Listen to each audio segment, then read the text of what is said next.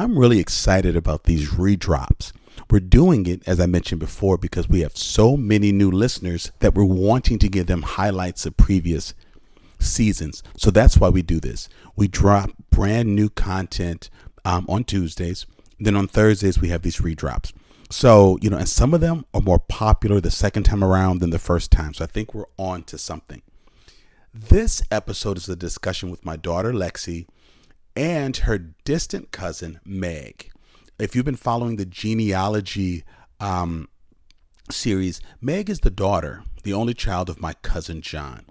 So she is part of the White Gee family.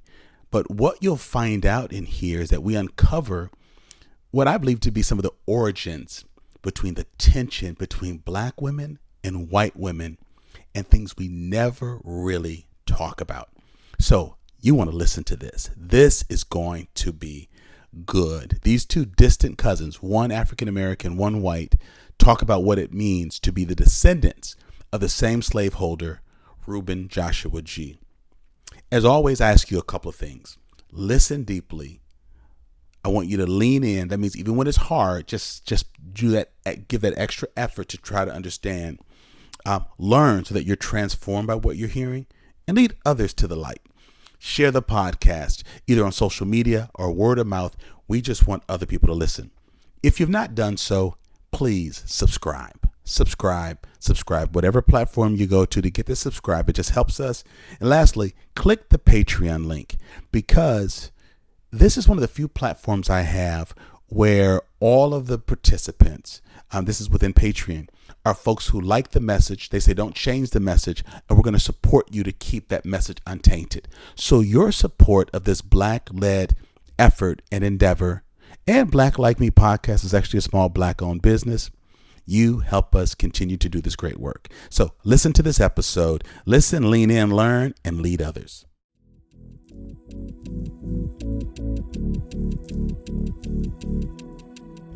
Many of you know that I've been studying my genealogy, and I have met my White Gee relatives who now live in Louisiana, and there are others that are still in Leake County, Mississippi. So it's been a very intriguing journey, and I'm meeting relatives, and we're developing a rapport and trust, and it's really been an interesting process and enjoyable. It's got its painfulness, but enjoyable because I'm meeting great people. I wanted to take the discussion that I've been having with my cousin John, who's white, to the next level by having his daughter and my daughter in the studios. Now, what's very interesting about them is that John's daughter, Meg, is white, of course, and my daughter, Lexi, is black, of course. But what's really interesting is that both of these women are descendants of Reuben Joshua Gee, who was the Gee plantation slave owner. He owned that plantation. Now, Reuben was married to a woman named Aurelia, and he had a whole white family through her. But he also had a black slave named Venus, who was my great-great-great-grandmother. Her son, Henderson, is my granddad's granddad. So he had two families. He had his white children who lived on the plantation, and he had his biracial son who either lived on the plantation or, according to some of the census records, I found right next door. But these two women, Meg and Lexi, are descendants of the women in Reuben's life, Aurelia and Venus. This brings up an interesting dynamic between black and white women, and I rarely hear people talk about those dynamics. We talk often about race relations among children and men or in the workplace, but white woman to black woman, and it's torrid, it's long, it's complicated. We're going to get into that a little bit today. Even when the suffrage movement began, and it was influenced, according to some historians, by what was happening with the movement for the abolition of slavery, that it somehow informed the work of suffrage and getting women full rights. But even when white women engaged in that work, they didn't bring black women along. Even in the feminist movement, it gave great rights to white women, but it didn't offer the same to black women. And of all of the groups that benefited from affirmative action and civil rights, none benefited more in the workplace than white women. But as those doors opened, it did not extend itself, those benefits, those opportunities, those bridges to black women. So today, I have Meg and Lexi in the studio. They're going to be talking about what it means to be the descendants of the same man, but through different relationships, and speculating how that might have impacted the way Black women and white women interact, even today, 170 years later. You're going to enjoy this episode.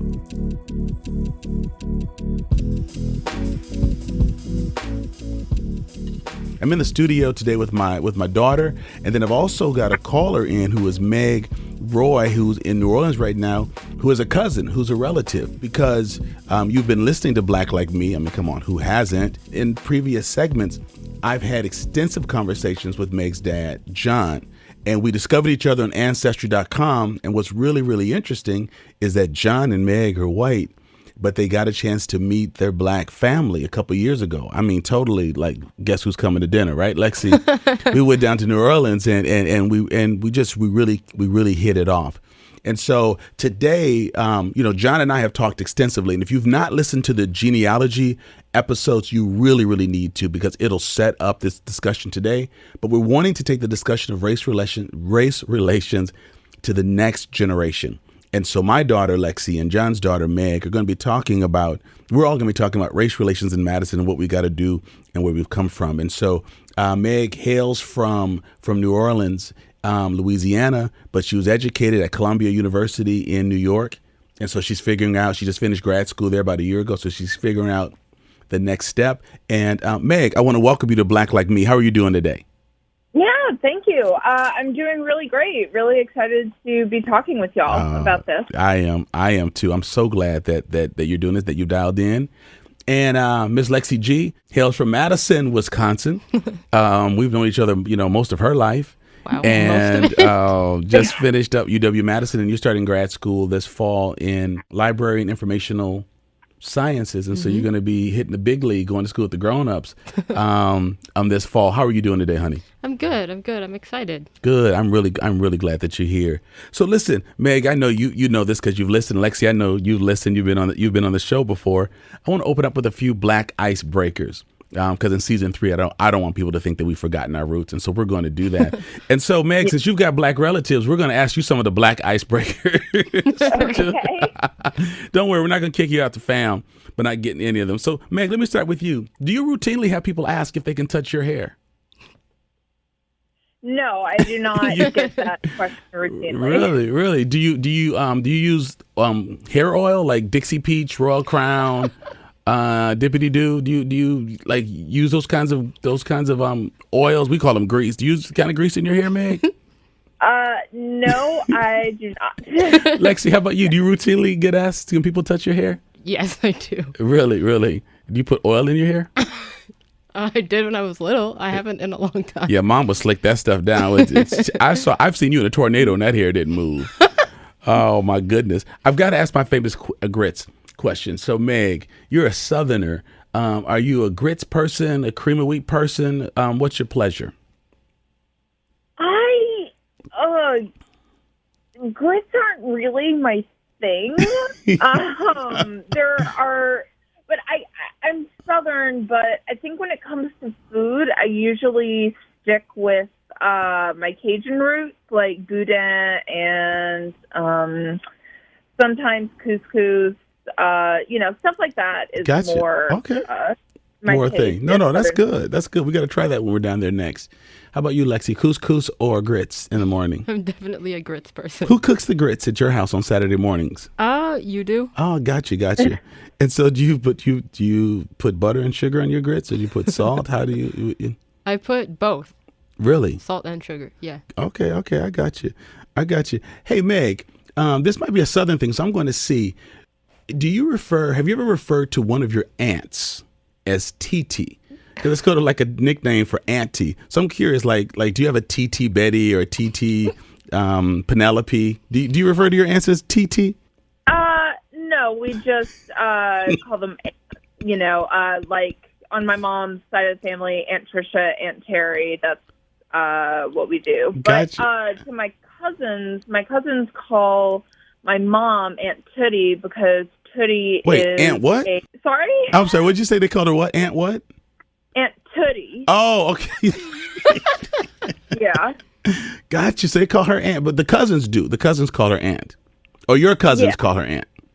Yeah. Gotcha. Lexi, how about you? How about you, Lexi? Do you refer to anyone in your family as TT? I do. Really? Who? I do. My mom's sister. Yeah. What do you call her? TT Pat. And how old are you? 22. Okay, I remember you doing that at 3. You still do that? Yeah. Wow, we're going to have to work on that, okay? All right, let me see. Meg, do you know what cocoa butter is? Have you ever had an occasion for using cocoa butter? Cocoa butter, I know what it is, but have not used it, no. And in your experience, at least by, commercials or seeing friends, how should cocoa butter be used? It's, I'm pretty sure it's a bath product, right? Like it's, I think, yeah. No, you're doing good. I use it for, Alexi, have you ever used cocoa butter? Yeah, I was going to say I use it for scars. Oh, yes. So some folks use it, for scarring. I kicked the heck out of my shin and it left a huge bruise.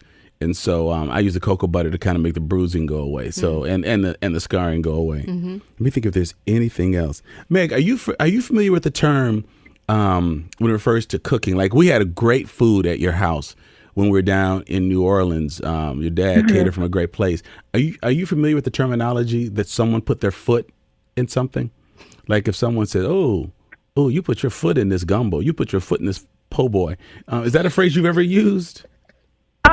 I gotta admit, I've never even heard of that phrase before. So, Lexi, have you ever used that phrase? Have you ever or heard someone say, "Oh, you put your foot in these greens," or "Put your foot in this gumbo"? Because when we were down, one of those meals, I'm trying to think of what it was. It's not etouffee. Mm-hmm. Was it etouffee? Somebody put their foot in an etouffee. So Lexi, so this is a Black colloquialism. What does it mean to put your foot in something? Like if somebody really cooks something, it's really good. You would say that they put their foot in it. Mom says it all the time. Right. I don't think I've ever said it. But Mom says it. Mom says it all so the Meg, time. when something's really good in a lot of Black communities, I guess the idea is you put everything you could have put in this to make this good, including your foot. So the highest honor, if you're having a meal and someone says, "Ooh, somebody put their foot up in this stew," people start blushing and say, "Oh, thank you. You shouldn't have." No, that's good. That's good. Thank you all for doing it. That's always fun to break ice, and it just helps us to not be nervous. Although the show is laid back and I enjoy it, I find that people are often nervous when they're getting into the studio. And so, Meg, let me just start with you because your dad and I met. First of all, let me step back and just say this: we were trying to count like the levels of cousinism that we have in our common cousinality in our families. Mm-hmm. And so as I was writing this out in preparation for this, I realized that you and I are at a different level in our cousinship than your dad and I. For example, Right. Our great grandfathers were brothers. And so Right. Robert Lafayette, Gee, and Henderson. Well, Robert Lafayette is your great grandfather.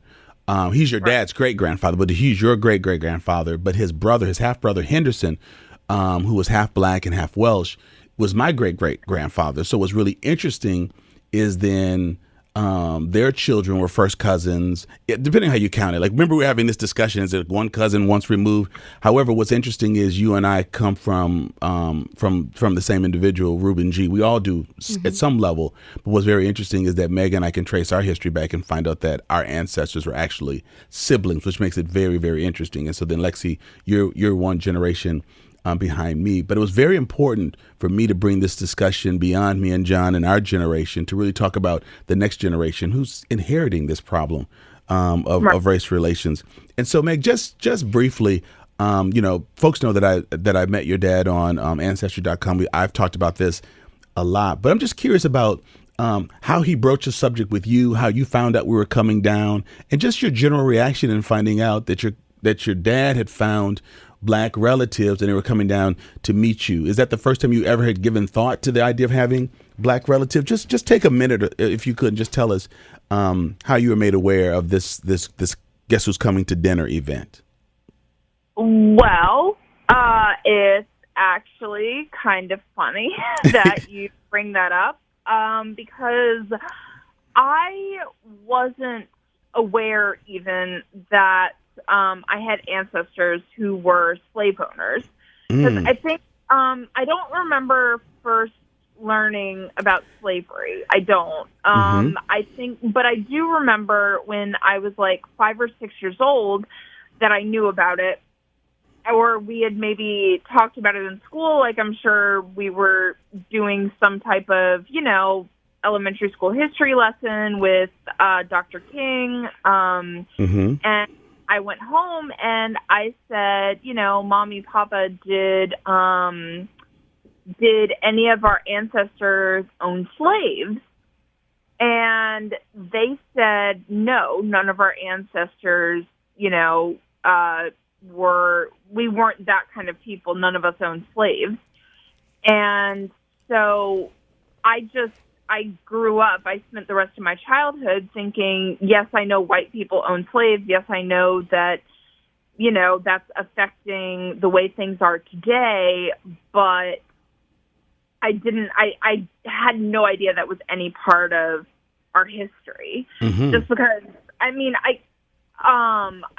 kind of understand why when, your 5 or 6 year old is asking you this and is kind of scared, that I can kind of understand where they were coming from, but I wish that when I was maybe a little bit older, like maybe, I don't know, like 9 or 10 or 10 or 11, that they had sat me down and had told me that when I was when I was old enough to sort of like grapple with it a little bit. Sure.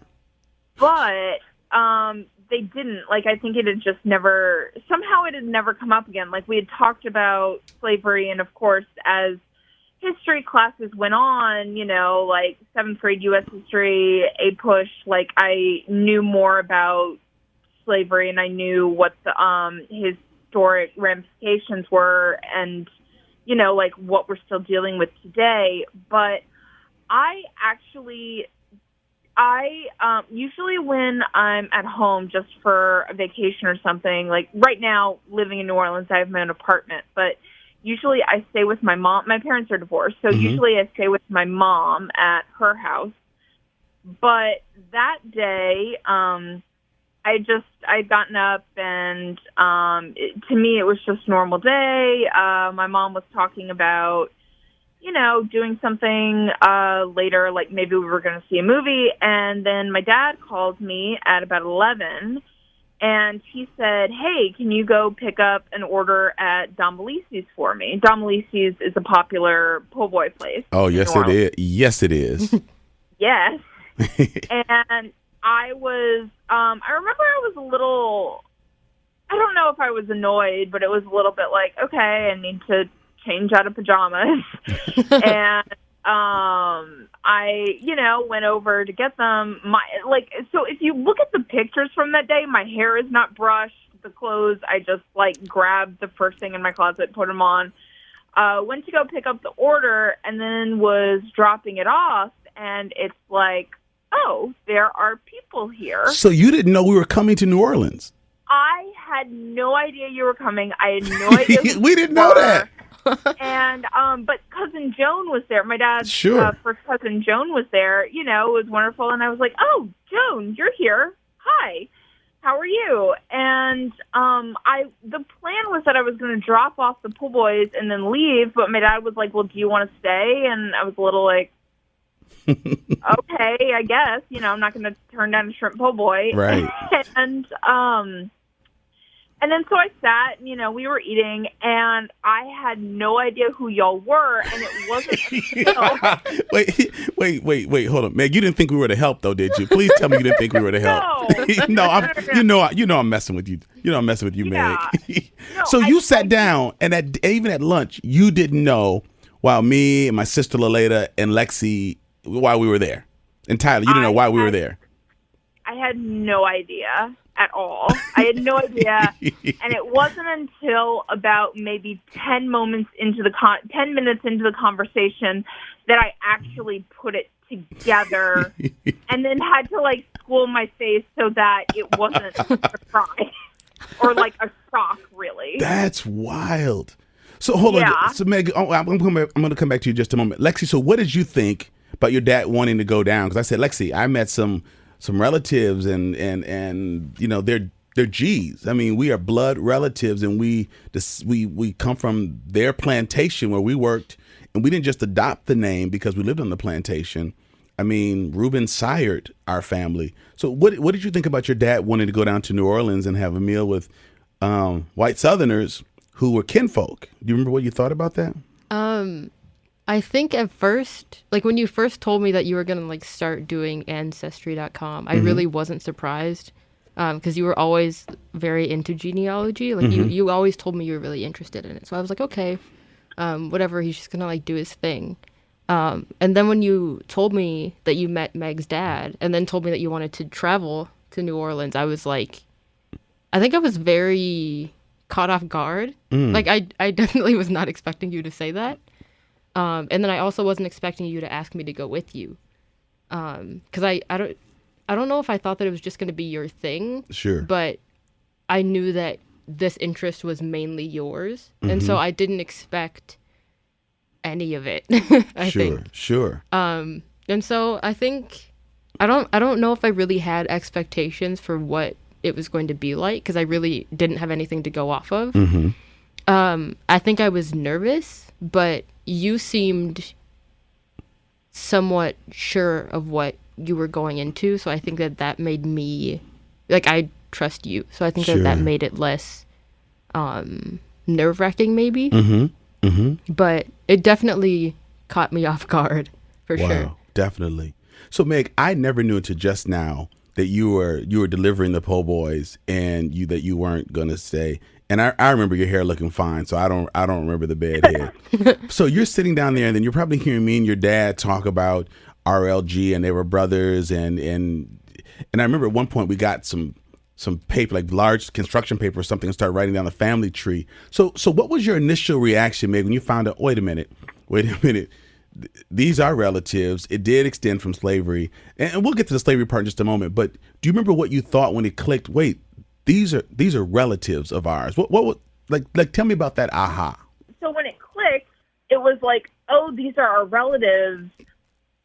Oh, not my entire life is a lie, but oh, I am descended from a slave owner. Like my own family, like actually owned people as property, and it was. I mean, we're gonna go back to, what slavery is since, but I remember it was kind of like that was sort of my progression of thought was like, oh, we're relatives. We're like my ancestor was a slave owner. And then I immediately thought of Thomas Jefferson and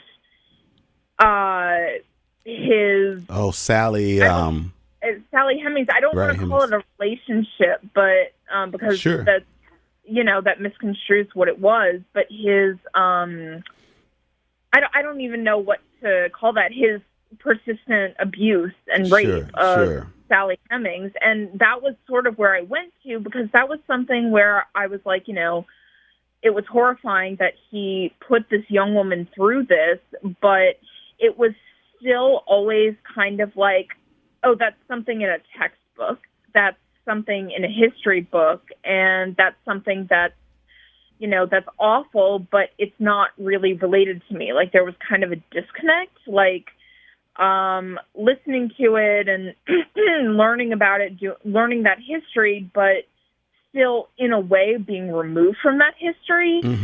And so... But this was like learning, and I knew that wasn't the only instance. I wasn't ignorant to that. I knew that it happened like all the time. And, I had seen 12 Years a Slave, which was an incredible film, by the way. But it was like I knew that it happened regularly. I knew that was not the only instance. I knew that it was widespread, but it was still just kind of like, oh, this is the first time that, this is really connected to me. Sure. And then doing the family tree, I think it was... And we did that right at the table. We did that right there at the table, too. We just got our paper and started writing down our relationship. Right. We did that right at the table. And finding out that you and I were third cousins, that was the moment where I was like, oh, this is this is recent history. Right. Like, It's not this ancient is at all. not, like, when you think of, 1800s, it was a while ago. It's like, no, the fact that Alex and I are only third cousins, like, this is really recent. Like, we are really closely related. Right. That, oh my gosh, yeah, you're right. That was I remember feeling stunned about as we talked through this. And Lexi, do you remember at that same day, I've said this before, but this is while the whole Charlottesville event was going on. But because we were so in tune to Family Talk and the Po' Boys and Etouffee, we weren't really watching. It was really when someone said, you got to take a look at what's happening on social media. So Lexi, tell me just a little bit about the juxtaposition of where we're sitting down with white relatives and counting like how far away we are from Reuben G, who was a slave owner. And then you've got white men in Charlottesville basically saying the country was taken from them. So talk to me a little bit about that dissidence, Yeah, Lexi. it felt like it was almost like a disturbing irony. Like it was a very, we kind of felt like some sort of parallel. Like I feel like we, as family, were like having this discussion that was definitely painful, but I felt like the context of the conversation made a difference. Versus, I don't know, just like, and I honestly like, my mind gets really fuzzy around the Charlottesville stuff because it's just really disturbing. Sure. But it seemed like such a stark difference. Right. Like the energy surrounding it is so clearly different. And so I think that's what makes it even more disturbing. Like I feel like we were almost in this bubble of like learning so much about our own history within our own family. Right.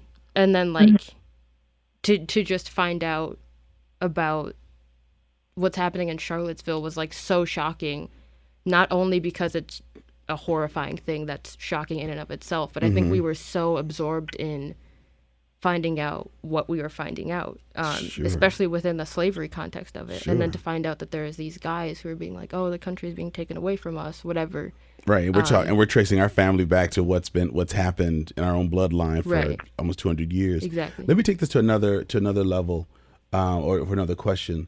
Lexi, recently Ancestry.com was lambasted because they were trying to depict white slave owners or white men in the early 19th century as being in love with these black women. You know, that they have these these forbidden love affairs, like a Nicholas Sparks movie or book or something, and they own these women. So tell me about the audacity. I'm going to come to you next, Meg, but tell me about the audacity, Lexi, of Ancestry.com trying to change American history of slavery into some, forbidden love affair where these white men were in love with their chattel property. There are so many, like, that's horrifying on so many levels. But the first thing that comes to my head is that situations in which you are scared to say no, or it would make you unsafe in any way to say no, is obviously a situation in which you can't consent. And there's no way that slaves and slave owners have a consensual relationship. Like, there's just no, like, within the power dynamics alone, it makes it impossible for... By definition, it's a power differential. Like, it literally makes it impossible for enslaved women to consent to having relationships with these men who definitely were not with these women for any reason other than power. Like, it is very much a power structure. Like, we were talking about in your history class, I think Dr. Clark Pujara said that the children would get the rights of their mother. Right. And so they were making a point of raping enslaved women because then they would have enslaved children. Like, it was totally a power move. Like, it was profitable for them to do that. And so to try and phrase it as if it was romantic, which it was an extremely violent relationship, right, in every way. There's no, like, to frame that as romance is harmful not just in the power dynamic but in terms of violence. Like, innately it would be a violent relationship. But it's just, I don't think I can even really wrap my head around it because that's so Like, that's such a sick retelling of history that doesn't make any sense. And all of that just to sell more Ancestry.com kits. Right. Or ads. Let me push this a little further, because you and I really haven't talked about this, and then I have another question. I have a question for Meg on the end of it. That must have had a crazy impact on society. I mean, well, let me just back up and say this. At some point, the transatlantic slave trade was illegalized. So you couldn't do that legally. So then you have this proliferation of white men raping black women. So they're creating slaves. You know what I mean? So they're producing them. So they're not just going to Africa to get them. But they're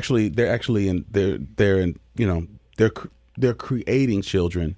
They're creating slaves who will be their children. Yeah, like, so it's a crazy retelling of history that these women who had no voice. And so now the way we pay homage to black women who held it together for the families, who knew that their babies could be sold from them, they're now having their history retold, which again is the sexualization, I think, of black women and all of this craziness. But it's just a very sick retelling. Hi, this is Jeremy Holiday, and I'm one of the editors of the Black Like Me show, and I just want to take a minute now to talk to you a little bit about Patreon. The show that we put together here is the culmination of an effort of a lot of people, and in order to do it, we need your support. We've been working for a while to come up with a Patreon that works well for people, and the levels that existed before, we recently added the $2 level, which is there for you if you like the show and you just want to give a little bit of support. It's cheaper than a cup of coffee. I mean, I don't think you can find a cup of coffee anywhere, or half a cup of coffee for $2. And we have a $6 level where you'll get a shout out on the show, a $10 level where you could submit questions to Dr. Gee and he'll respond to them, and then the $25 level, which is whenever we have a live event, you get a VIP invite, and whenever we start producing merch, you get that merch as well. So if you like what you hear on the show and you want to support it, go to patreon.com/blacklikeme and check out the levels to see if one fits for you. Now back to Dr. Gee. Meg, a question I want to ask you is okay, so when we retell these stories, it's what it tries to do is it tries to soften the image of the white male slave owner, that he really loved these folks. But so I'm often asking Lexi to put herself, or black women, to put yourself in the shoes of these black women. But I want to put you, Meg, for just a moment in the shoes of the white women who are married to the white men, who are having children by these black women. So let's just say, let's get all Nicholas Spark on it. So let's just say they loved each other. It's still demeaning white women. It's still showing a disregard of his vows to the white woman. So there's no way you really know this. And I studied African-American history, and we don't really talk about this, but how do you imagine that having an impact on white women and their worth and their value, and understanding that their husbands are having these other separate lives and families? Could you just speak into that hypothetically, Meg? Yeah. I'm trying to think. I don't know. I feel like I think that, well, I mean, obviously it's just like so horrifying and disgusting. It's hard even for me to, like, not view that the rape is happening. But I think that in that time, rape wasn't considered as such. Like it was just something that happened. And I think that if I had been in that position, I think that well, obviously I would have married a man because that was expected of me, not necessarily, I was in love with someone, so I married them. But I think that I would have seen it as maybe more turning a blind eye. I think I would have tried to not think about it, not because it was rape, but just sort of like thinking, I'm the wife, I'm the one that he actually shares a bed with, or a bedroom. I think I would have tried to turn a blind eye, but also kind of like, the children that I bore him, those are quote unquote his real children. I think I wouldn't have. I'm just trying to think, because it's so like horrifying. And it's convoluted. That's a very honest answer, though. It's very honest, and in some ways it victimizes the white women, but it also makes her complicit in slavery too. Right. I mean, it's different rules, so it's not like you're going to divorce and go, it was a different time. It wasn't like you're going to divorce because he was unfaithful and then take part of the land. However, I'm building this for you. I'm doing this. So in some ways, she's complicit in being quiet because she does get to benefit from the life of the resources that come from slavery, but she's being victimized as well. And I think where I really want to go with the question is, and I noticed this very starkly in 12 Years Slave. I've only seen it once, and that's all I can stomach to see it. Yeah. I felt that's very powerful, but it probably was one of the most truest depiction of what I think slavery would be like. And there's not very often that I see things that just really traumatize me. And that was traumatizing. But we know that slavery and the rape of black women put an even wider wedge between what was going on with black men and white men. But what we rarely talk about is where did the wedge start with white women and black women? Because often when we think of race relations, we think about white men in power, white men on Wall Street, white men in Hollywood, or youth or young people protesting like in Charlottesville. But we hardly really have the image of white women and her role in really bringing things to light or really speaking out on racism. And so I'm just curious if you two could just briefly, because I got like some other questions I want to ask you, if you can briefly, again, hypothesize, because, you're not necessarily historians, but just let's look at what do we think the impact of those slave relationships, the mistress and the wife, on black women and white women relationships, which in my opinion are not very great. Not that they're great with black men and white men, but between military and sports, we have an occasion to sort of get together and rough it up a little bit and high five. I don't really see the social interaction between black women and white women that I do with black men and white men, although it may be on a very surface level. But I'm curious if you think that could stem somehow from these relationships, this triangulated relationship between this white slave owner, his white wife, and then his black slave.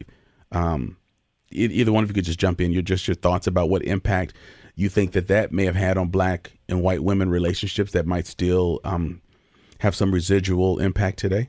Meg, do you want to go first? Do you want me to go first? I don't really necessarily have an answer right now. So and that's a tough question. Yeah. You can go first if you want to, because I'm not even sure. Sure. I think I need to chew on it for a second, think about it. Okay. Yeah. Yeah.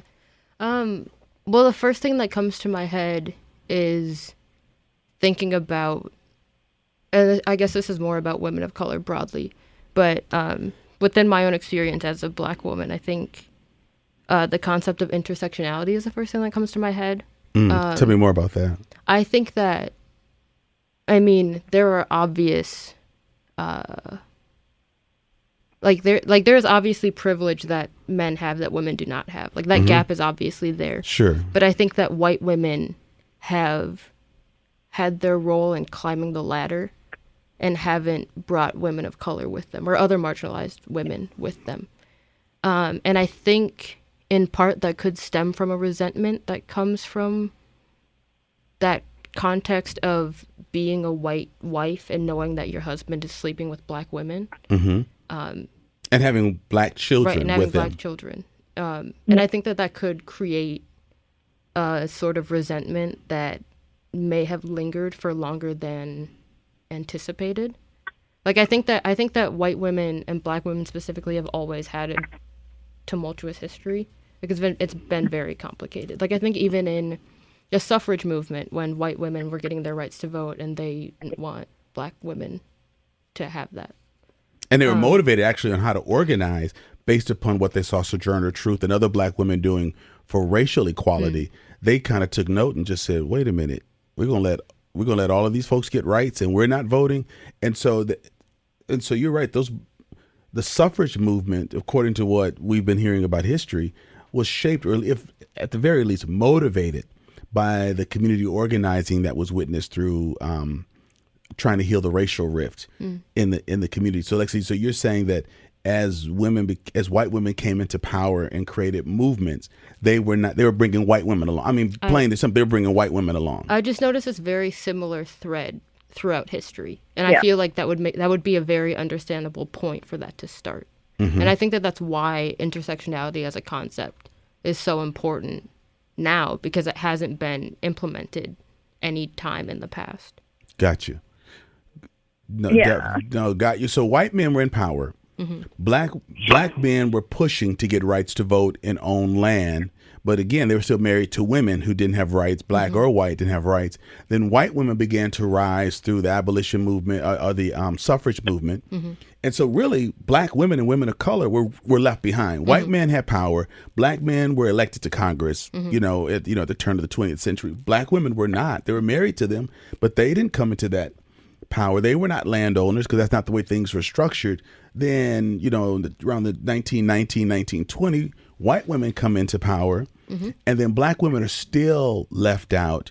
And so, Meg, I guess I want to switch to you. And again, all this is hypothetical because because I didn't really write this down to some of the questions because I just think it's coming up now because you two are such an enigma because you're descendants from the same plantation, the same family. You're both G's. And so to have a black woman and a white woman talking about intersectionality and womanhood and you're related is really, really unique. I don't think I've ever seen this or heard people talk about this. And so, Meg, can you just chime in a little bit about maybe why you think or how you think white women disregarded the concept of intersectionality as they began to rise and didn't look to their black sisters or sisters of color to come up the ladder with them?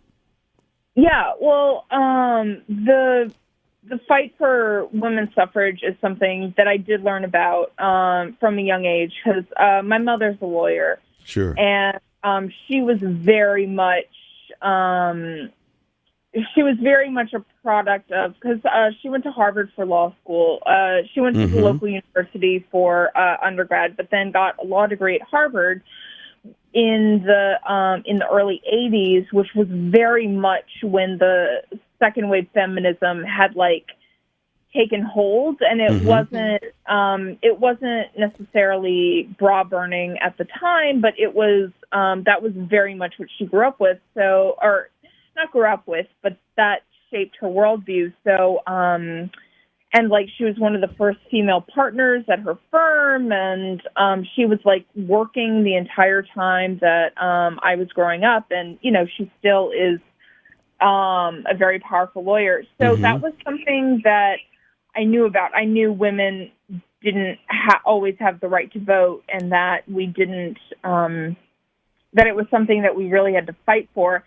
But I think that I do know that at the time, in the 1850s and 60s, after the war, that the main members of the women's suffrage movement were, of course, white, and that they were very, very opposed to black men. It was like black women weren't even a factor. It was just that the 15th Amendment was such a slap in the face that, they're going to give N-words the right to vote, but they're not going to give it to us. They see, right. Because women who were, grown women in that time, they would have grown up thinking that, black men and women weren't even humans. So right. It was like a slap in the face. I can't believe they're giving them people who they didn't even view as human, they're giving them the right to vote. And forgetting about us.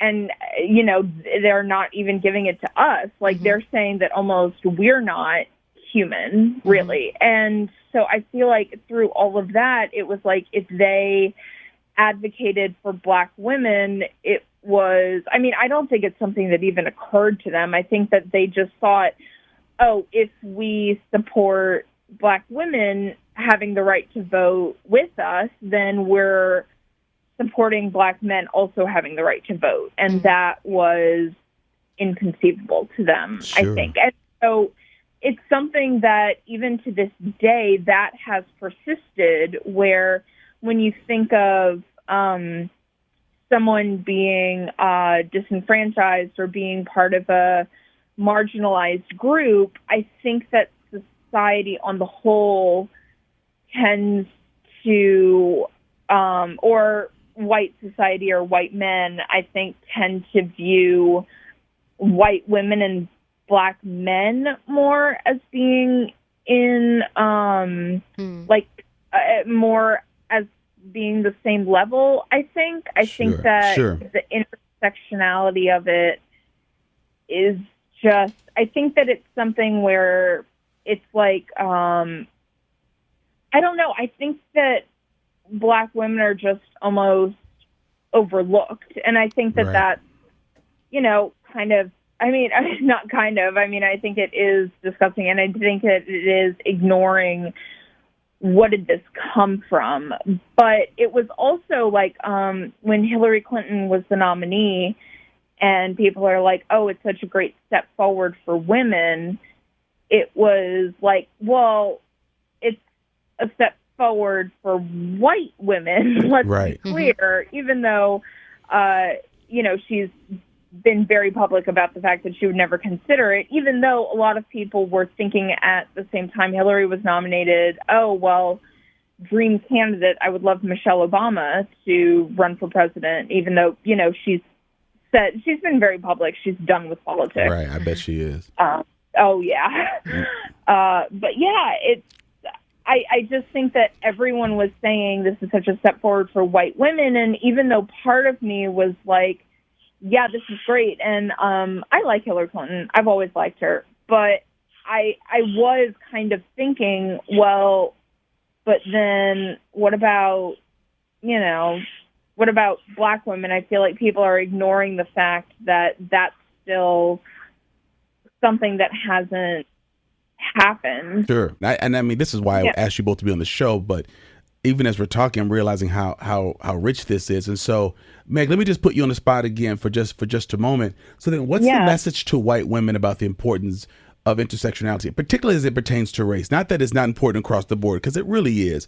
But I think sometimes if we make it really broad, and I understand by definition the word intersectionality should mean broad, but I think sometimes the race relations opportunities they slip through the cracks. And again, when I'm on here talking about power structures, we're often talking about the president, CEOs. We are often picturing white men needing to release power. But there are a lot of white women who wield power, particularly in the nonprofit world where I live and where I work. And so I'm going to ask Lexi the same question, but I want to start with you, Meg. A large part of our listenership are folks who are white, and many of them are women. Can you take 15 minutes and just say something to white women in considering the fact that if we're not careful, we're going to repeat this past experience of the lack of intersectionality? And then I'm going to ask Lexi the same question, to what she would say to white women. Well, what do you say to your white sisters, Meg, who are in places of power, politicians, teachers, presidents of universities, but they haven't really thought about their role in intersectionality when it comes to race? What message would you give those women? I think the first thing that I would say is wake up. And that's wake the hell up, sister. Yeah, that's the not profane version that I kind of wanted to say. But I think it is like wake up, because the power that white women have, even though we gain it through, like, so often white women who get power, we gain it through complicity. We get it through being complicit to this kind of racism. And I think just, realize that. And also, I don't want to say white women have been given the gift of power. Like, I think we need to stop thinking of it as a gift from white men, because I feel like we do tend to think of it like that. Sure. So I think that we need to don't think of it as a gift. Think of it as, no, this is something I worked for and I fought for. But also, I think that you need to also spread the power around to Black women, Latina women,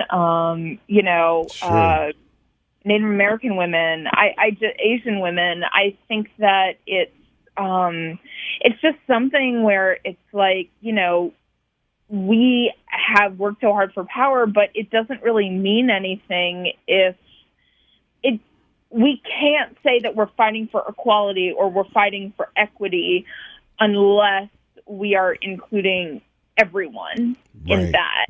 And I think that it's so easy to backslide if we don't realize that there are other women, non-white women, who are working just as hard as we are, and yet we've gotten ahead of them. Sure. That's really, really important, particularly. And then, Lexi, don't forget the question. I'm coming to you in just a moment. But my sister does a lot of work with young African American girls, Latino girls who are survivors of sexual assault and sexual abuse.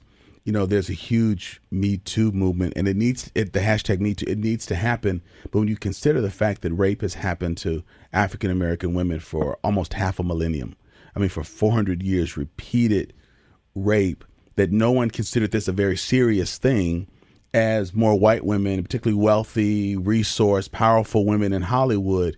But I'm not really hearing them talk about the atrocity of this on our nation, particularly as it pertains to our, to our Black community. We talk about what Black people do to each other, but we never really talk about the impact of white rape and violence on Black families has caused us. So, Lexi, your question. Let me ask you this. I'm going to challenge you just a little bit.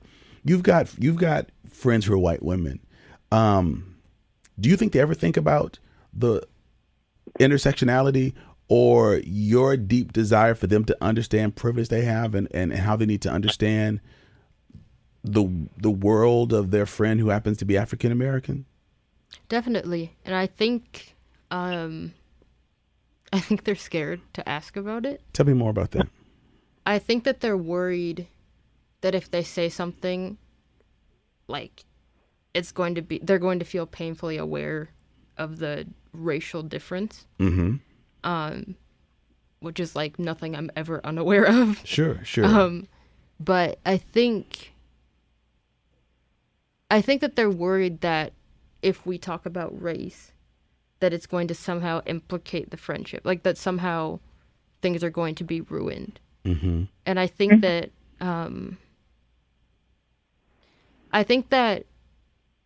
they're also worried that they're going to be requiring me to educate them. Mm-hmm.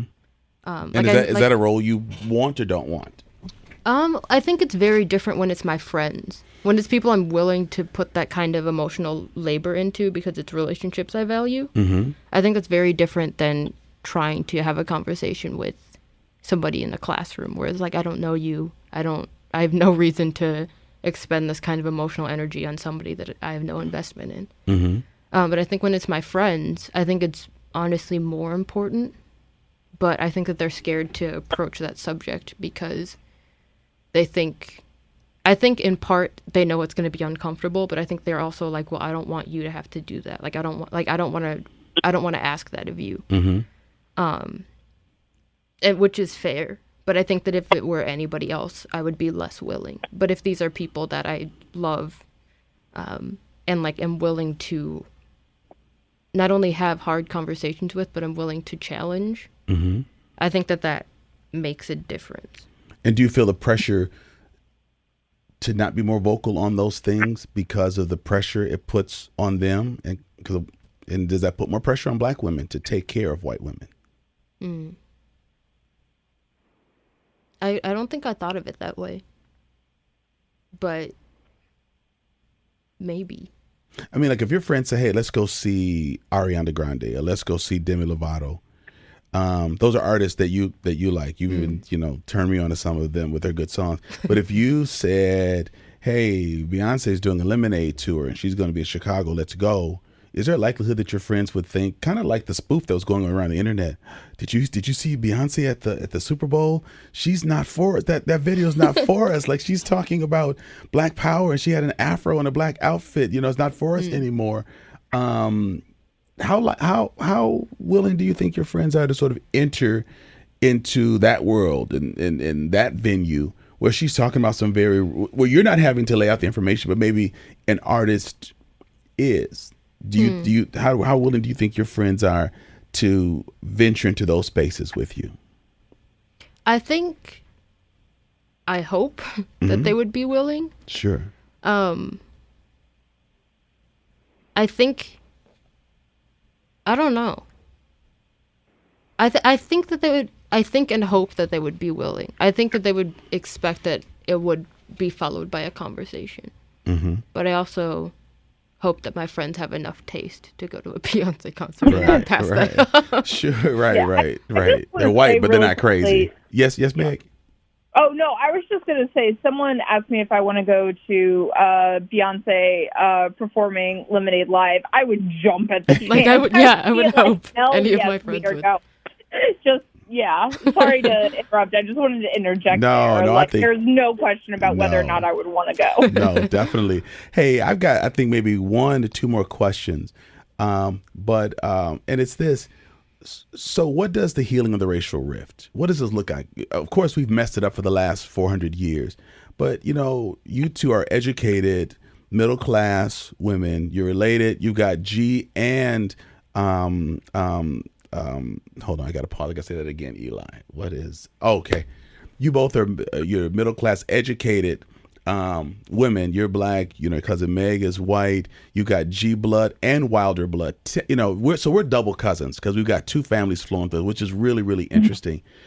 So I just want to just say the message that you and Meg, I'm saying this, Meg, because I'm looking at Lexi, the message that you two could have to the world about the role of intersectionality and where black women and white women have missed it has the potential to be very, very powerful. So it's just something for you all to think about. But as we look at how we get traction, for your generation, it feels like your dad's generation, my generation, have said, hey, we're related and we're not freaked out about it. It's different. It's kind of odd.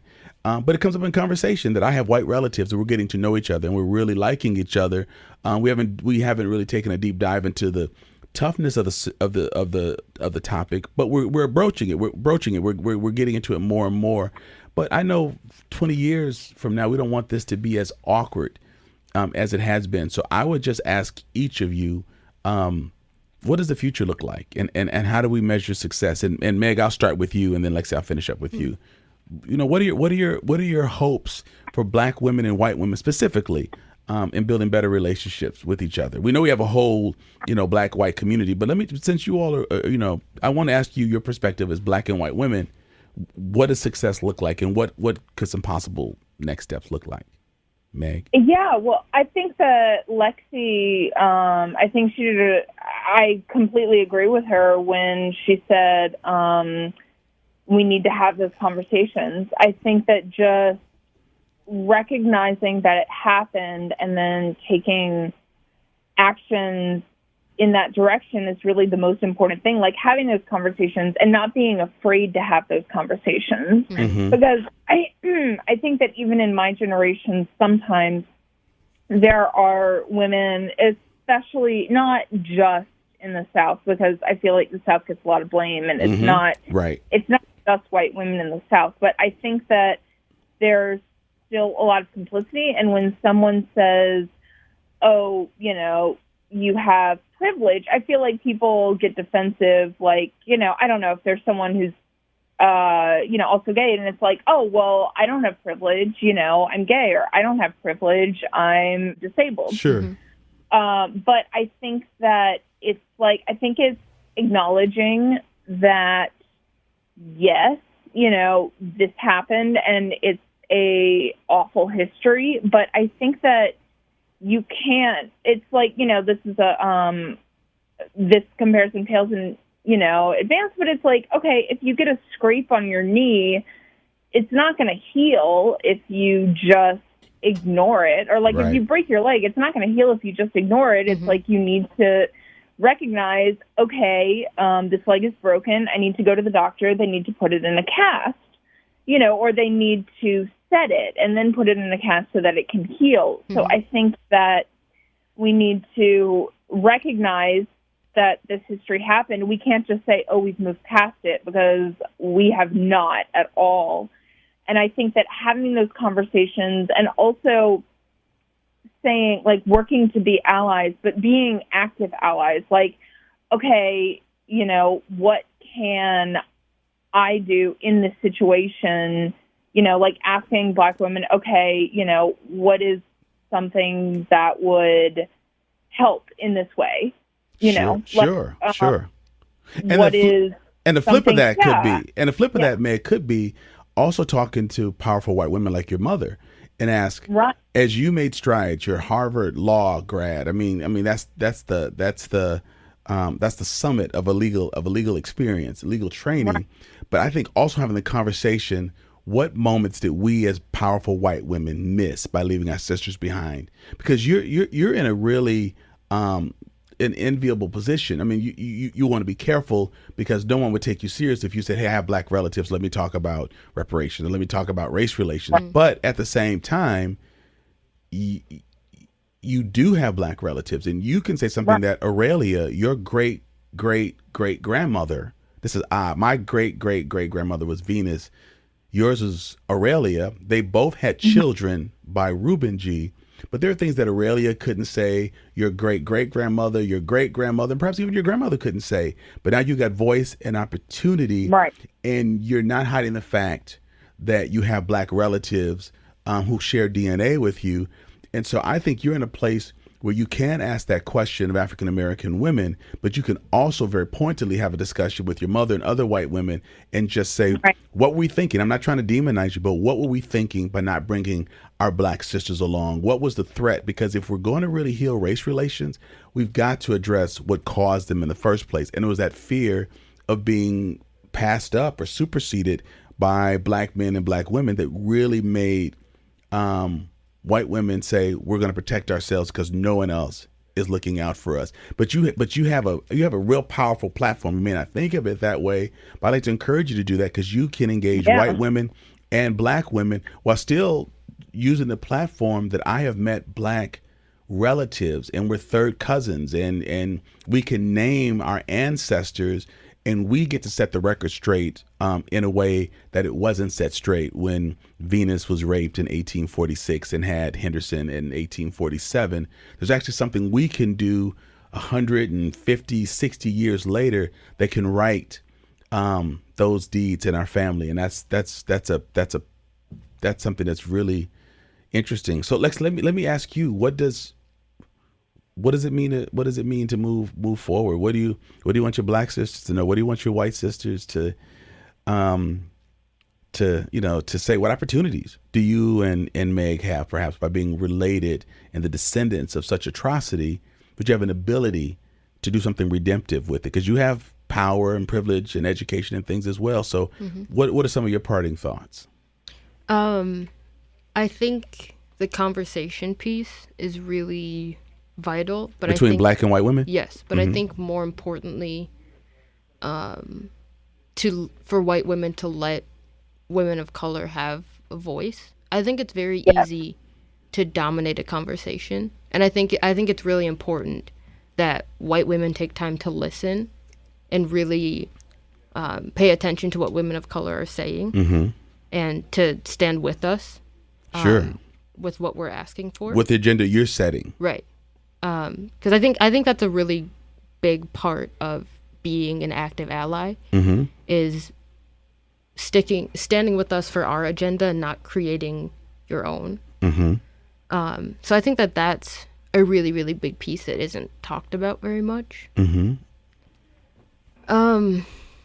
trying to. Yeah, I agree, and absolutely. Yeah. So Lexi, I'm curious. For so long, Venus and then the wives of her son, because she had only one son that we know of, that's Henderson.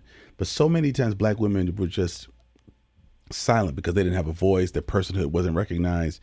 How heavy is the responsibility to speak up on things, important things that women traditionally in your family have not been able to? Do you without fear of some type of retaliation, do you think about the weightiness of being able to voice things that perhaps Venus, your great grandmother, couldn't say? Yeah.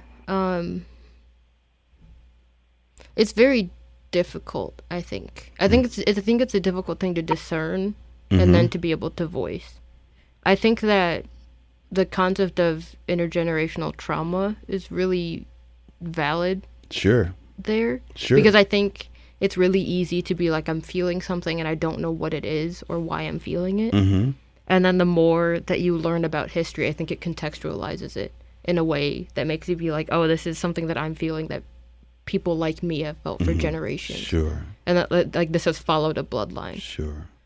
What I'm hoping for you, Lexi, I'm sorry, did I cut you off? No. What I hope for you and Meg is that you're able to continue to have honest conversations about race in America, because I think, it's hard to move forward if we're not processing history, and I think that it's just important to have places where you can just speak and share things. Like, for example, Meg, when I met your family, I enjoyed meeting them, but because I'm a student of history, I'm still thinking, folks would think that because John and I are both, educated men, Big Ten educated men, you finished grad school, Lexi starting grad school, like, oh, thank God, slavery did not ruin the Gees and their descendants.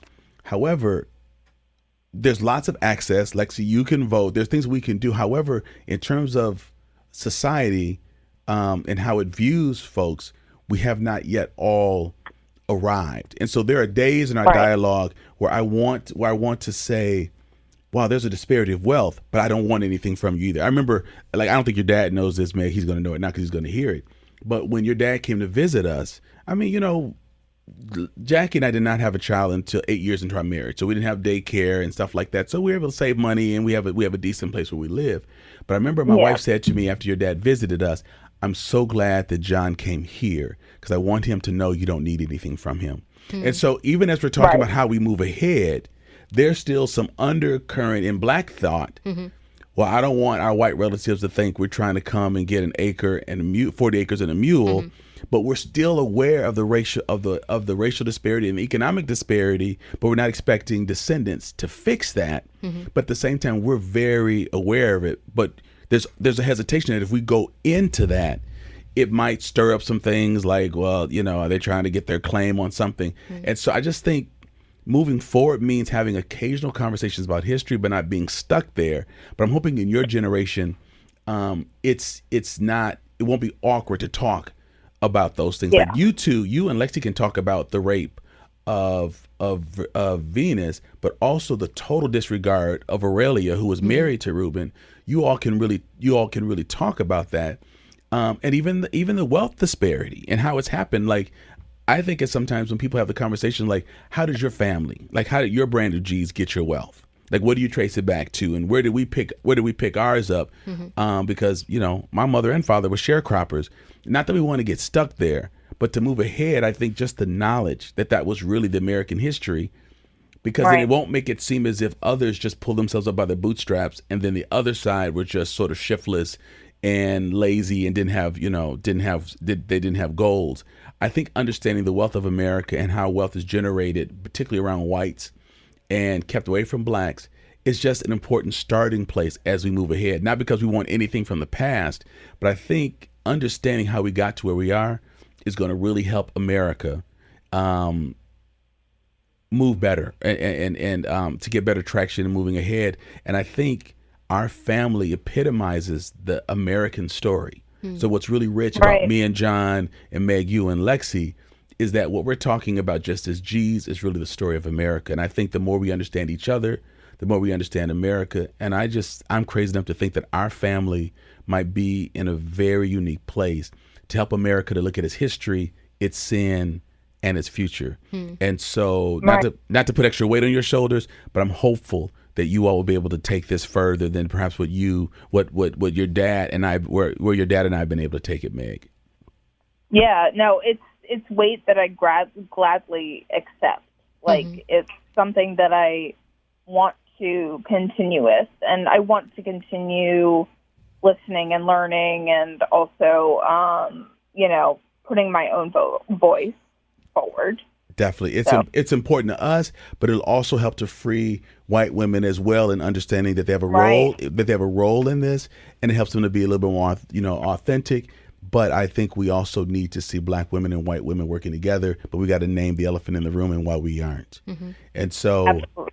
This has been very powerful. I hope that you've enjoyed it. Meg, I appreciate you staying in touch since our visit, dialing in. Lexi, I know you've got to scoot to work soon, so I'm glad that you came. that you came in. I am glad, Meg, that our families have gotten to know each other. I've been talking with your dad, and so I'm trying to find a few dates to get down to New Orleans again just to check up on him to see how he's doing. I'll be sure to give you a heads up because I'd love to do it in a way. I'd love to do it at a time when you're around. And I want us to keep pushing through into our lineage and getting to know each other. And my big dream is that one day we bring more Black G's and white G's together to just talk and connect and move ahead. I just think we become more whole as we understand our full story. And as awkward and as unpopular as it is, we are family. Mm-hmm. And we have an opportunity to really model what it means to move ahead in a very powerful way. So thank you to women for being a part of the show. Your strength, your honesty, the intellect, just it was able just to shine through. And I know you've given our folks a lot to think about. So everyone, this has been another very exciting episode of Black Like Me with Dr. Alex Gee. As my guest, I've had my third cousin, Meg Roy. Again, our great-great-grandparents were siblings. And my daughter, Lexi Gee, on the show. And we know that you've gotten some great insight. So take this information, share it. You know someone who really wants to listen in on this. So put it out there. And please, any comments you have, thoughts you have, suggestions, tweet out at us, write us on Facebook. We'd love to entertain your insight and your questions. Have a great day, and thank you for being a part of the Black Like Me podcast family. I want to thank Corey Saffold for creating the music for this podcast, my podcast manager, Tyler Nyland, my engineer and editor, Eli Steenlich, my editor, Jeremy Holiday, and a special thank you to WORT Studios, where we record Black Like Me.